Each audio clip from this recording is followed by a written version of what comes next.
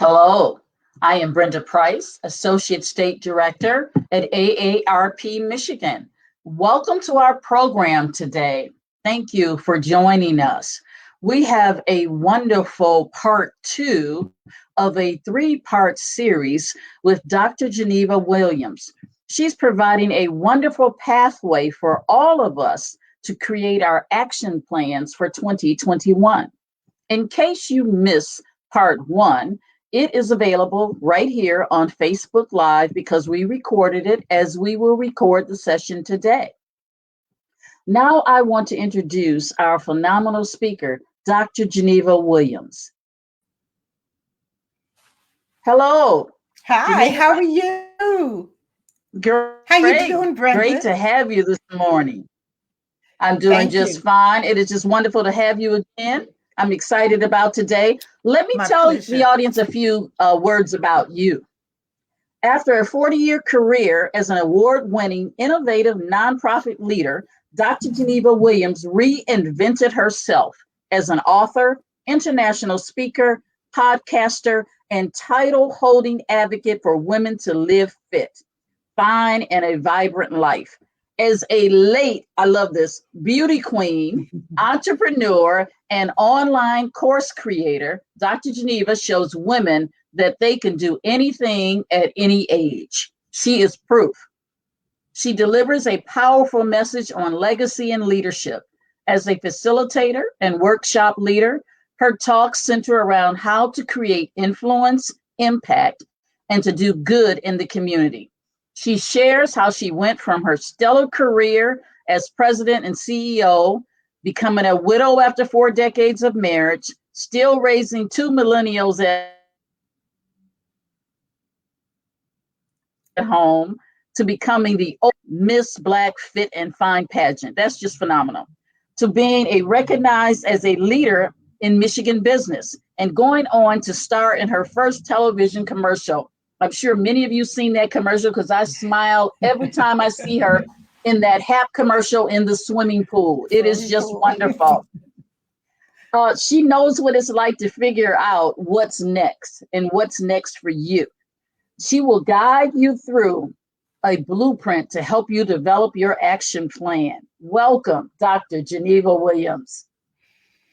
Thank you, Brenda. Oh my goodness, it's so good to be here with you once again. So again, I'm Dr. Geneva, and thanks for you being here at Ready, Set, Go. This is a 3-part series to help you design an action plan for your dreams. You know, those dreams you have about being healthier, returning to work, starting a new business, or whatever it is in your life that you choose. Practical advice, real solutions you can use immediately. That's what we're going to get into. But before we get started, I got a question. You know, I love hearing from you. I want to know, do you have written goals? So that's a yes or no response. Do you have written goals? So I want you to know at the end of this sessions, you'll be able to create a compelling vision that makes your heart sing. You'll be able to develop goals that work. You'll be able to stay on schedule and also take care of yourself along the way. And this will give you your personal action plan to design your direction in the year ahead. So I'm really excited. So let's get started. First, I want to recap what we talked about in our last session. Now, as Brenda mentioned, the entire video is online on the Michigan AARP homepage. And so you can get all of that. But for purposes of helping to set the stage for what we're going to talk about today, I want to revisit what we did last time. And you know what else? I want to pause after this recap to see if any of you have any questions from the last session that we might be able to answer before we dive deep into goals. So first, if you remember, the whole purpose of this is getting to an action plan for 2021, though you can use this as an action plan for years to come. And we started out learning that the first step in developing your action is to have a vision. You know, that mental picture, that image of your future self, what you desire your future to look like.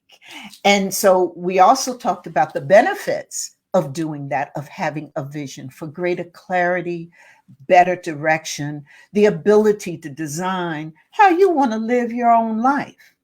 We also talked about life areas because we're multidimensional. You know, we are concerned about our health, our spirituality, our work, our career, our family, money.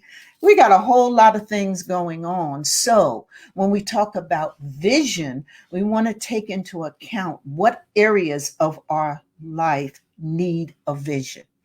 And then the core of what we talked about in our last session about developing a compelling vision were 6 simple yet powerful steps to create this compelling vision that started off with making sure you knew what was important. That was your core values. And then again, looking at all of the parts of yourself and figuring out which one you wanted to develop a vision on, although it could be your entire life, all of the aspects of it, but it was an important step to take. And then we got to the fun part where you actually can take time to imagine what your dream life would be. And remember I said, no limits on that, just do your thing. And then we talked about once you have that picture in your mind, once your daydreaming is done, you got to write it down. You have to really make it real by writing it down and then posting it, displaying it, putting it up, documenting it in some way so that you see it all the time, and then celebrating. So saying to yourself, hey, you did a good job and this is great. And I have my compelling vision now. So that's what we did in our last session. So let me pause here and see if there are any questions about that. And I see we have responses to our poll question of, do you have written goals? 44% said yes, 56% said no. Okay, so for those of you who have written goals, congratulations. I know you are doing your thing, and I'm hoping that you might find some extra tips to keep you on your way. And for those of you who do not have written goals, not to worry, because by the time we finish, you're going to have all the secrets and great tips to make that possible. So let me see. Do we have a question, Brenda? Yes, we do. Okay. We have a question about the vision. Once the vision is established and say I post it on the refrigerator, the person wants to know, how often should I revisit my vision? Well, the reason for putting it up on your refrigerator, which is good, because I'm sure you're probably in and out your refrigerator at least several times a day. We all are. And that's good. It's for you to keep your vision in a place where you can see it.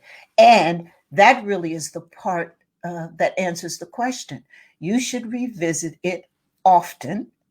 So put it in a place where you can, but make sure you particularly vision it when you're feeling down or overwhelmed or you're not sure about things, because trust me, if you've written your vision in the right way, which I'm sure you have because you followed those steps, it's going to uplift you.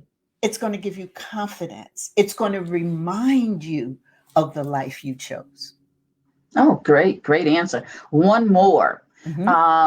I use the exercise to figure out my values. How do I fit values into my vision?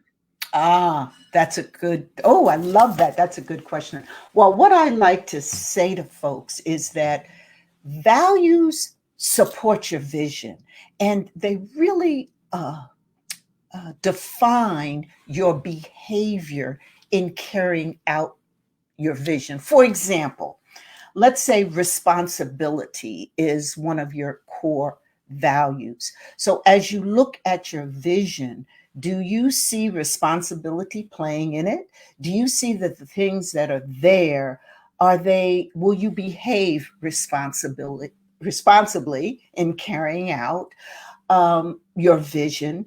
Do you see your vision giving you the opportunity to live out your value of responsibility? And so it's you have different values, and it's not right or wrong. For example, someone else may have a value on integrity, and so their vision and how it aligns with them being finding integrity and living that out would be their thing. So it's not about a right or wrong, but really how you use your vision to live your life. What I like to do is once I have my vision statement, I pull up my goals, my values, and you should have about 2 or 3 top values after the last exercise we did. And then look at them and compare and contrast what your vision says and what your values are, because the values are how you're going to behave. So you want to make sure it aligns good with your vision. Great, great. Okay. We're going to keep it moving. Thank you. All right. Okay. So now we want to jump right. Oh, okay. Fine. We got all our questions. Great. So I want to jump right into today's agenda, which is set your goals. You know, we've been doing ready, set, go. This is my favorite part of, putting together an action plan, because this is really where the action happens. And there's a real special way that we deal with that word set. So setting your goals is important. So we're going to talk about the importance of goals and why they make a difference, as well as the key ingredients for writing good goals. That is, goals that take you on your path, help you to do what it is you want to do. And then the meat of today is we are going to focus on the action framework. And in filling out this framework, you will be filling out when you take it home and you do it and you practice, you in fact will be filling out your personal action plan. And then we're going to build some muscle. I have found that, and some of it really fits in terms of the poll that we have. We have 2 camps of folks. Either people set goals or they don't. There's generally little in between. And so one of the things that I think to help people get into the habit of setting goals is to build their goal, as I call it, their goal set muscle. And finally, we'll wrap up with what's next in our 3rd session. So first, why do goals matter? Well, there's been a lot of research on goal setting. In fact, it's been probably one of the most researched technique and has been found after years of research to be almost the number 1 technique to achieving change. You may have heard of the Harvard study, which found that for those individuals who wrote down their goals and had an action plan for them, that they achieved over 100,000% more income than their colleagues who did not do it. And so Harvard went on to say you could triple the odds of achieving change and being successful if you write down your goals, if you use goals. Goals provide clarity, direction. They result in a process that gives you a plan. So they're so very critical to us achieving our personal action plan. But I think perhaps a story about goal setting might help more at this point, and perhaps share a little bit about me and why I love doing this. So I'm in the second semester of my community development class, and my favorite professor shares this quote: "The difference between who you are and who you want to be is what you do." Now, he spent the last semester preparing us for helping organizations and individuals with visioning. We spent weeks learning the best practices from around the world on how to do visioning, and then worked with organizations and individuals to create these dreams of better schools, better neighborhoods, better communities. So, in coming back to this second semester, he starts by saying to us that all that work we did doesn't matter, doesn't count unless people take action. He says the transformation is in the action. So his words are ringing in my ears as I struggle to put my life back after multiple family deaths. I realize that I can't just reimagine my life, do that dreaming and visioning. I have to act. And so I recognize that setting goals with a plan led me to become a speaker, write my first book, and a podcaster, and continue to get my doctorate in this work of transforming communities and creating change, and working in it for 40 years. So you can see why I love goals and why they make a difference, because those goals get you on a roadmap to achieve your vision. It lays it out for you. It starts you on your path and can get you to the finish line. Now, let me say, along the way, you're going to come into some twists and turns. You're going to come into obstacles. You don't have the time, or you don't have the money, or you feel you maybe won't succeed and maybe just a little bit afraid of failing. Well, you know what Henry Ford says about obstacles. Obstacles are those frightful things you see when you take your eyes off your goal. So, in other words, if you keep focused on that goal, those obstacles, which will be there, they ain't going to mess with you, because you've got a purpose, you've got a mission. So right now, I want to give you a quick tip about that. So your goal, you want to be specific. It's not, I need to lose weight. You want to say, I want to lose X pounds by X date. Okay. And then once you set that specific goal, I want you to say, I want this because. So why do you want this goal? So in this case, perhaps it's because I will feel better about myself and be healthier.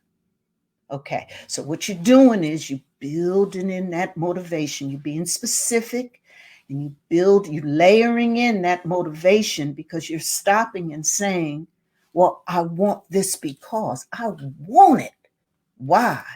You're answering that question. And then the third question, quick tip, I want you to ask yourself is, what will my life be like when I reach it? Okay. So that's just a quick tip as you're dealing with your goals. So we're going to dive a little deeper. All right. Let's go down a little deeper and talk about the key ingredients or criteria for good goals. So I spent years learning about the SMART system, SMART, and some of you may have heard about it. I also spent years working in community, working with people, working with organizations and institutions to implement the best goal setting processes. And so I've learned a thing or two.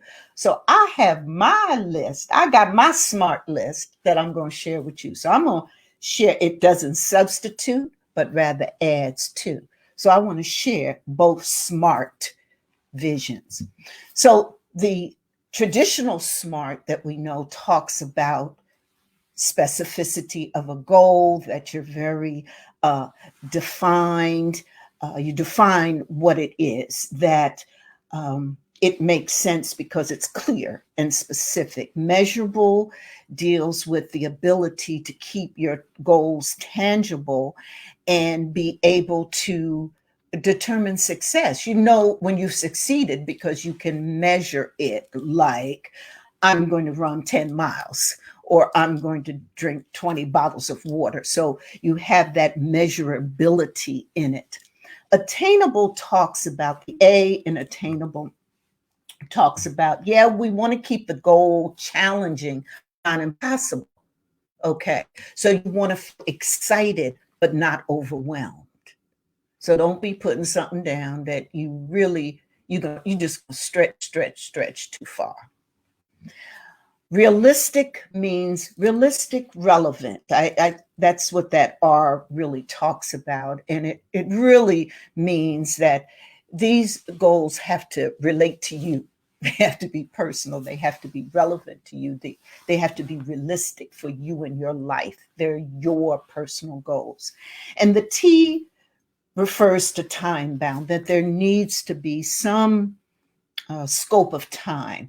And there have been discussions through the years about what that time should be. When I was in school, it was always a 12-month time frame, and or a 2-year time frame. And it's changed through the years. And then in today's, what I think are often uncertain time, you really have to adjust to what makes sense for you. So that might be 100 days. It might be for the next 2 months.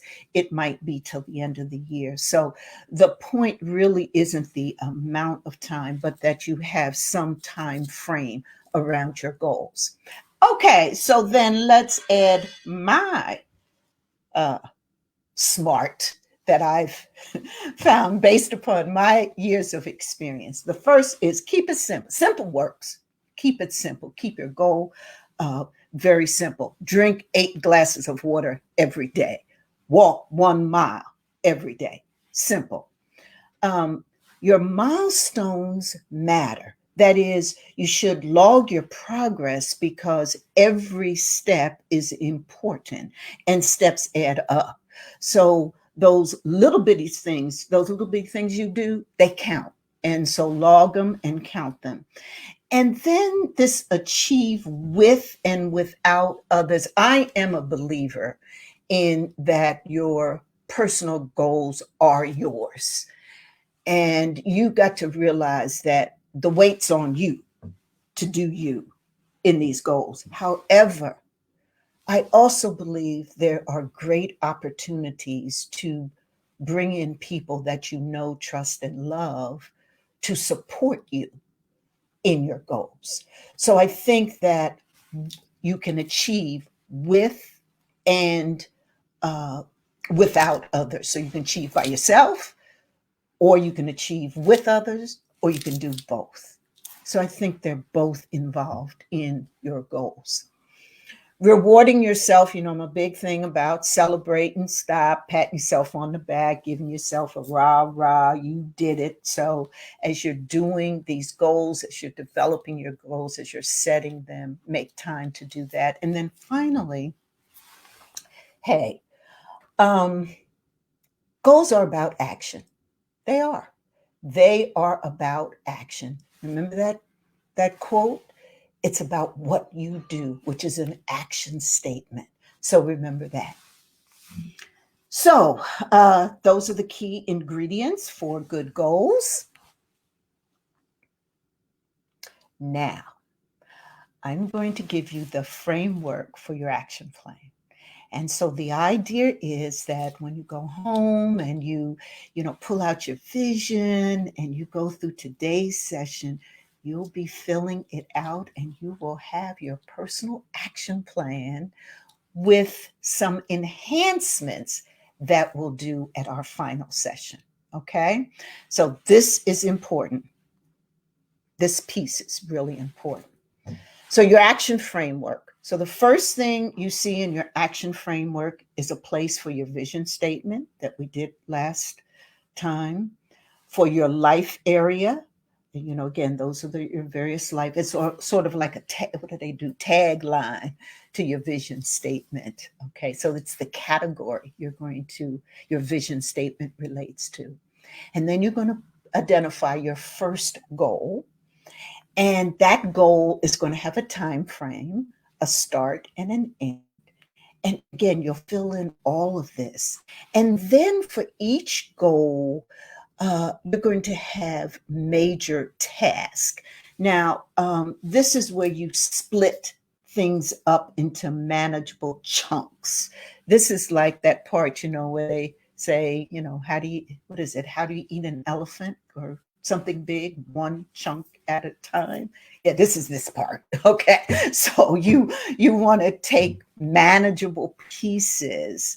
So like if you want to save 12,000, next year, you would break up your goal into save 1,000 a month, for example. You'll break it up into these major tasks or those manageable activities that you break up in chunks that get you to that goal. And then your next goal, etc. So basically, this is your action framework. So, what I want to do is I want to practice. So let's practice. And then after these 2 practice sessions, we'll pause and see if there are any questions. Okay, so practice number 1. So here's your vision statement. And so these are made up, but it might be yours. I am a successful best-selling author. Again, remember what we learned in vision. It's stated in the present and it's stated positive. You already are a successful best-selling author. That's how you state it because your mind sees you as that. And that's how you're going to carry out what you're going to do in the present state. And this one relates to career. Let's say you're writing. You want to become this best-selling author to help your career. And you decide that goal 1 will be complete draft of my first book by end of year. So look at it. Complete, that's an action. That's something you're going to do. You're going to complete, that you're taking the action. Your goal should start with a verb. A lot of people put the word to, T-O, in front of them. So this could be to complete the draft, whether you use the T-O or just the verb. It's the verb that matters. So complete is your verb. Complete draft first book. You've identified which book you're talking about, evidently, in being a best-selling author. Perhaps you plan on writing 3 or 4, but your first book by the end of the year. So, that's a goal. You can measure that when you've been successful because you've completed your first book by the end of the year. And then the time frame. You've decided you're going to start it in May and end it in the end of December. That time frame is so important. And say to folk, when you think about time frame, think about, when am I going to initiate action? When am I going to start? When am I going to complete action? When am I going to finish? That's your time frame. It's very, very critical. Then breaking it down into some major tasks, choose the topic and create the outline. That seems like a important chunk to take. Another is decide on my target audiences. Well, they say, at least I was always told when I did my book, that you got to decide early on who you're writing the book to and for. So that's a task to chunk out. And then finally, you're going to write 1,000 words every week to try to get you to that draft and that piece. And then you'll see in the parentheses down there 3 to 5 goals. So typically you'll have some more goals related to this vision. You don't have to. Sometimes the one goal that you create is the goal. It'll get you to your vision statement of where you want to be. Typically, though, somewhere between 3 to 5 goals is good. You don't want to have a whole bunch of goals. Okay. But if you did somewhere around 3 or 5, you'd probably be good. Let's do another practice. Vision statement. I am living a healthier lifestyle. Again, I am present, positive. Okay. Healthier lifestyle, positive. Okay. Life area it relates to health and fitness. So you'd put that down, you'd write your vision statement. And let me just say, remind what we talked about last time, your vision statement can be a phrase, a sentence, several sentences. Okay.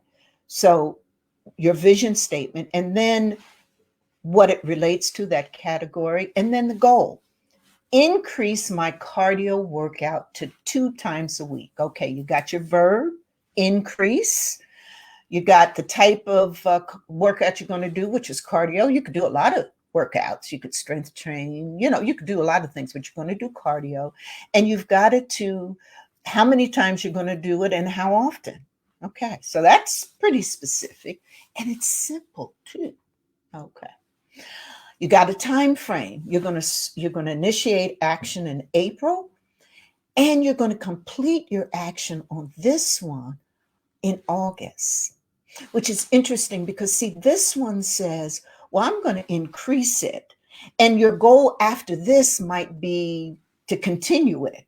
But right here and now, you're saying for these 3, 4, 5 months, I'm going to increase my cardio workout, and this is what I'm going to do. And at the end of the time, you decide you want to continue, you want to do it 3 times a week. Okay. So that's another reason why the time framing becomes so important. You're trying it out. And your major tasks, decide on which cardio to do.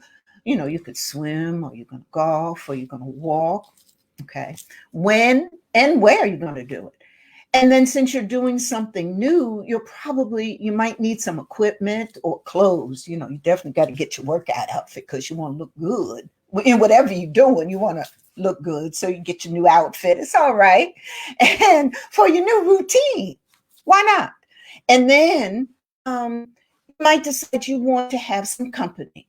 So you want to ask your friends to join you. Okay. And then after this, you would have 3 or 4 other goals that to get you to the healthy. Well, I said healthy and wealthy. Yeah, maybe that too is in there, but a healthier lifestyle. So, okay, do we have some? So let's pause right here. Do we have, because we've covered a lot of material, but this is the core. This is it in terms of putting together your plan. You take this, put together your plan. Brenda, do we have questions? Yeah, this is great. The last practice is definitely me. I am using that one. Okay. We do have a few questions. Back to goals. Someone wants to know, how many goals should I have? Yeah, you should have as many goals as you think will get you to your vision statement. I recommend to people around 3 to 5 not to do any more. Some people, as I mentioned before, have one, but here is what the real key is. Rather than the number of goals, which, like I said, I would recommend between 3 to 5, it's really how you set, how you establish your goals, that you write them down, that they speak positive, that you have a time frame, that they're specific. That's really more important than the number that you have. Okay. Another goal question. A person who takes care of others, how can you stick to your goals when other people's goals are pretty much your entire life? How do you fit yourself in? Boy, that's a good one. That is a good one. So let me say this. First of all, let me congratulate you if you're taking care of someone, and because it sounds like perhaps you are, and I'm thinking that perhaps you're helping them with their care, which is good. But it's also, it takes a lot of your time.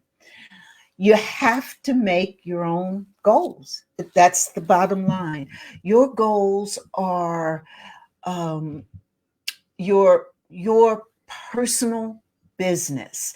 And so as I'm reading the question, it also is when other people's are pretty much your entire life. Yeah. So again, it may be taking care of someone, or it may be that, you're helping your spouse get through college or get through medical school or something, but they seem to overwhelm your entire life. So 3 quick steps. Number 1, be grateful that someone is in your life that you're helping. 2, get yourself some personals. Just do it. Go somewhere, get some paper, write down your goals. And your goals are based upon your vision. So you need to spend some time daydreaming and craft your goals. And then 3rd, take action on your goals. Do you? You can do this. See, it's a choice. I know you're involved or be involved with someone else's life. And again, that's good. That's okay. But having your goals is not mutually exclusive, which means that just because someone else has their goals, they got goals because you taking care of them and they got their goals, they doing their thing, doesn't mean that you can't have yours. Great. One person wants to know, do you recommend that they keep this vision and action plan to themselves, or should they share it with others in their household so everybody knows that person has a plan? Well, let me tell you, I've done both, and I've worked with people who've done both and have experiences on both sides. So what I would say is do what makes you feel good. Here's what I want you to remember. 1, not everybody shares your goals because they can't see your vision. Remember, a vision is your mental picture. It's your dream. It's in your head. It's in your daydream. So not everybody can see that. So not everybody's going to agree. That's one. Okay. Secondly, that you need to place the priority on being busy doing your goals. And then thirdly, yes, share with people you know, love, and trust who will support you. And if you don't get the support and love that you expect or want, you have to do something different, something else. It isn't throw away your goals. It's do something else with that loved one everything from, oh, I really wish, you would support me in this, but this is what I'll be doing. Or thanks for your input. I'm going to go do my goals. And when I finish and become the most wonderful person that I can be, I'll come back and let you know. Bottom line is, do your goals. Do you?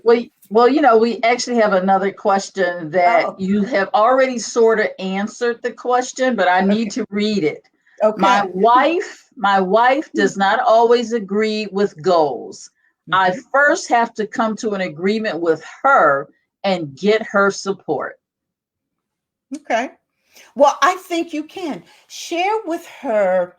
We've gone through a lot of conversation about benefits of vision and goals. So why not have a sit down and review that and look at that? I'm sure once you do that, you'll come to some understanding about the benefits. Also, take a look at the life areas, and you'll recognize that you all, between the two of you, you've got a lot going on in your life that you want to make better. And this is a proven technique. And then one of the things you might want to do is your wife goes and puts together her goals, her vision and goals, and you go and put together your vision and goals. And then you come back together and share with the understanding that on my list of 5 goals, I'm going to get 2 that I want. Okay. And the other 3 we'll negotiate about. Good. Why not try it? That's a great process. And that's good. And you're communicating. So that works. It really is about communicating over your goals. And sometimes people are concerned about what their spouse or significant other is doing with their goals because they feel that they'll be left out of the mix. And so that's why I suggest that maybe you do your own thing and then come together and share and compromise. Because, that often is what life is about. But I would say strongly, don't turn your back on goals. Because as we do know, it's one of the ways to achieve your dreams, whatever they are.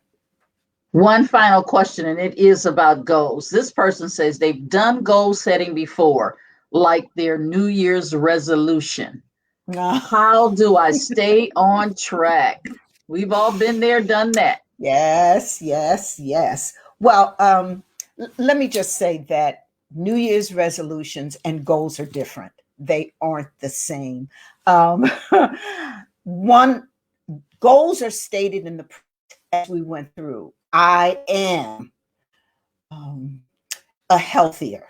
They're stated in the present. Typically, your New Year's resolutions are about I will do something or I'm going to do something. I'm going to stop smoking. I'm going to lose weight. Etc. The other difference is New Year's resolutions often aren't connected with a time frame. I mean, where you intentionally think about a time frame. They're usually, I'm going to lose weight this year. Okay.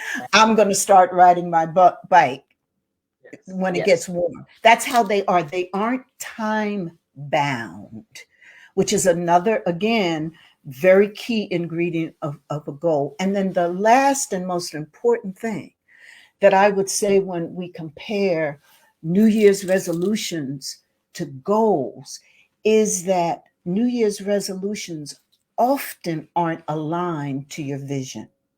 And goals must be. So because of that alignment, you're already working your head. You know what it is you want. This is what you want. This is what you dream. Then you put together a set of goals that you write down to get you to that dream. That is powerful. And rarely do people go through that process with a New Year's resolution. Oh, that's great clarity. Really, really good clarity. We're going to let you continue. There's more, folks. Stay tuned. Okay. Thank you. All right. So we're going to talk about building your goal setting muscle. Muscles give our body movement, and goals move us towards our dream. So that's why I put that analogy together. I hope it works. I don't know. But anyway, I want to give you some tips to flex your goal setting muscle so that you can always be in the habit of setting goals. First, you've heard this ad nauseum from me. Put it in writing. You got to write it down in your journal, on a piece of paper, in your smartphone. It doesn't matter, but you've got to put what's in your head, what's in your thought on paper. You got to write it down. You got to see it. Second, I advise folk who are just getting started with their goals to what I call jump into the shallow end. That is, don't go diving in that deep water. Don't go running that marathon. Start slow with steps and get those accomplishments and those successes that really kind of make a difference for you, and start slow and get the successes. Avoid negative words and images. Again, we talked about this in our vision as well, that you want to, you want to stop saying, well, I'm going to lose weight or I'm fat. No. What you want to talk about is I am healthy, fit, and fine. That's what you want to talk about. Okay. You don't want to talk about I'm never going to get out of debt, but I'm going to try to get out of bad debt. My debt is bad. I'm going to try to get out of it. No, you want to say, I have enough money to pay all my bills. And then the question is, how do you get to that state? Okay, so avoid that negativity and images. And then this thing about always fall forward. Hey, we all make mistakes. During this goal setting process, we're going to make them. We're going to fail. We're going to stop. We're going to make those mistakes. But by doing that, we get results and lessons. And those things, take you into a plan, into a process. So when you fall forward in what you've learned from the mistake. It's all good. And then finally, review and reset. I believe in this, that, when you set some goals and for whatever reason, it ain't working, review it and reset it. After all, these are your goals. Just like your vision is your story. You can rewrite it. It's okay. You can do that. It's good to stay flexible, intentional. Keep your eyes on the prize, but you can be flexible in your journey. So always review and reset. And I think if you use these tips, that'll help flex your muscles when you are setting your goals and you get into a great habit. And so just to summarize then where we've been, we've talked a lot about why goals are important, why they matter, why they are really the action to our plan. And we've talked about criteria and the key ingredients. And I shared with you not only the SMART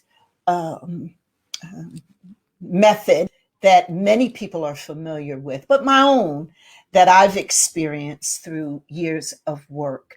And then you got a framework. Using this framework is going to give you your action plan. It will. And you're just filling in.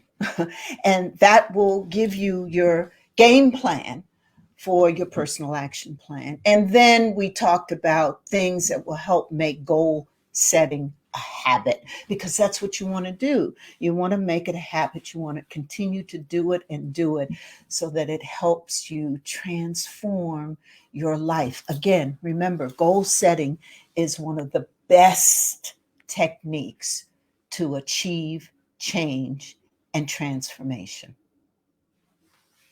So next up, well, we've come, what I say, 80% of the way. But in learning about vision, creating that compelling vision and all its components. And today, learning about goals and the action, the engine to your vision. It's what gives legs to your dreams, make them realities. And then you've got an action framework that you can use to put in all that we've learned about and get on your designing personal action plan way, Next time, the last session, we're going to talk about things that you don't typically find when we talk about this kind of goal setting process. And that is, how do you stay accountable and on track? And how do you take care of yourself along the journey? That's self-care. And I have some guests in with me, and we're going to have a great time. And that's just like the finishing touches on this fabulous personal action plan that you've designed. Oh, it's going to be wonderful. And I want to leave you with these words. Nelson Mandela said, "Action without vision is only passing time. Vision without action is merely daydreaming. But vision with action can change the world."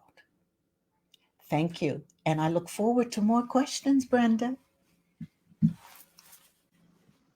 Thank you. That was wonderful. We have a couple of questions before we end, and then we have new poll results. Numbers kept trickling in. Okay. So what the question is, my problem is starting again when I get off my regime. Any advice on getting the motivation to start again? Yes. Starting and stopping is normal. So I just want to say that to you.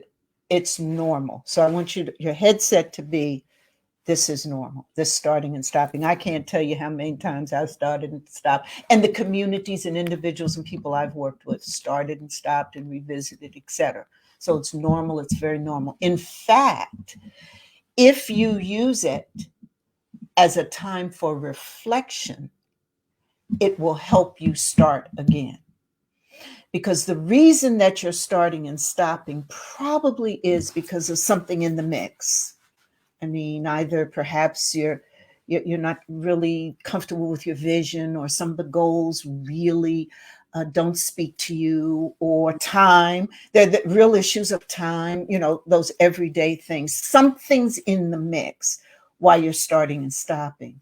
So when you do stop, use it as a time to reflect on why. Take an inventory of what you're doing, what you've done. Take that inventory and then start again. The key word there was reflect. That was, I really like that. That was very good. The other is a comment. The person wants you to know that they love the way you break it down so that they can focus on creating a smaller list.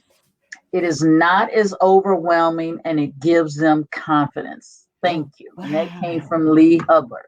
Thank you so much. Thank you. It's so good to hear. Yes. Well, this has been wonderful. I just want to share these new poll results to the question of, do you have goals? And the true number now is that 42% have written goals and 58% are without them. At the start of this session, that question was asked, do you have written goals? So I think that's a nice balance, and maybe next time we'll have we'll have written their goals and the answer might be different. So, and Brenda, I just wanted to add a PS to that also that I didn't mention during my, but if you read any successful, whoever you think are successful, an artist or a musician or, your favorite teacher or what have you, if you talk to them or read about them, 9 times out of 10, they will talk about a vision, having a vision and a goal, which made the difference for them, having goals and vision. So it's important to having the things that we want and for designing the life that we choose. Yes. Yes. I like that. Designing the life that we choose, especially as we age. Absolutely. We want that to be designed as we design. That's right. That's a good tip. That's a very good tip. Well, folks, I just want to thank Dr. Geneva for her wonderful presentation today that is helping us with our daily lives, and look forward to coming back on May 13th at 11 o'clock right here on Facebook to get more of this good information. If you came in late, this has been recorded and it is on Facebook, the first session and today's session. So you can watch at any time to pick up these great tips. So thank you again, Dr. Geneva. Thank you for our Facebook audience live that's been here with us. We really appreciate you. Have a good week. Thank you to everyone.